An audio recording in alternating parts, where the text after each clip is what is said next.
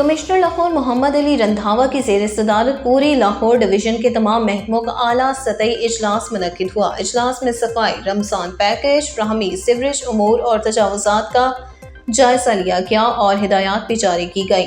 Commissioner Lahore محمد علی رندھاوا نے کہا کہ صفائی اولین ترجیح ہے۔ وزیر اعلیٰ پنجاب نے واضح نصب العین دے دیا ہے۔ کمشنر لاہور نے کہا کہ تمام محکمے نوٹ کر لیں، صفائی کے لیے ریلوے، کنٹونمنٹ اور MCL حدود کی کوئی تقسیم نہیں، پورا لاہور صاف ہوگا، ہر محکمہ مکمل ذمہ دار ہوگا، پورے لاہور میں ایکشن لیا جائے گا۔ انہوں نے کہا کہ رمضان پیکج ڈور سٹیپ فراہمی کے لیے فراہم کردہ ڈیٹا کو 100% تصدیقی عمل سے گزارا جا رہا ہے۔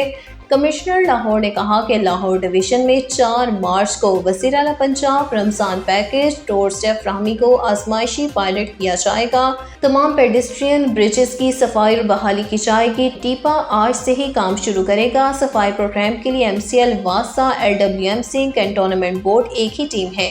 حدود کی بحث میں کوئی نہ الجھے۔ کمشنر لاہور نے کہا کہ کسی ریڑھی کو الٹایا یا سامان قبضے میں نہ لیا جائے، ٹریفک روانی میں رکاوٹ ریڑھی کو ہٹایا جائے گا۔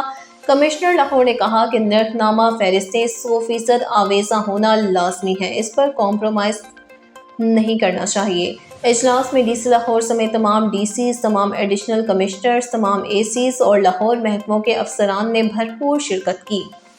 رپورٹ منیر حسین بٹی، اعلان نیوز، لاہور۔